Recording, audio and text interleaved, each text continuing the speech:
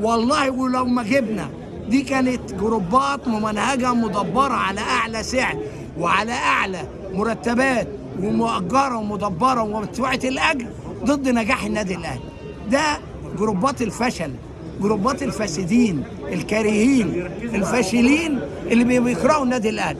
انما خلينا ما جبناش النادي الاهلي. شوف بقى، عد على ايدك 9 لعيبه من انظف اللعيبه مشيوا والنادي الاهلي واقف على حيله ومنافس قوي لاي بطوله.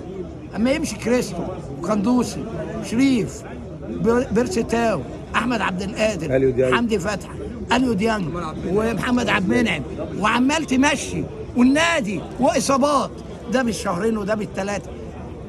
النادي الاهلي بمن حضر بمعنى الكلمه واللي بيلبس التيشيرت على دماغنا من فوق. انا ليا طلب طبعا لمقوله الزعيم والمحترم صالح سليم، طبعا صالح البرنس، صالح اللي شال اتحاد كوره، صالح اللي جاب 7 اجوان في ماتش واحد، صالح اللي خلالك الكاس يتقسم نصين. انت ما تعلمش اللي انا هقوله لك.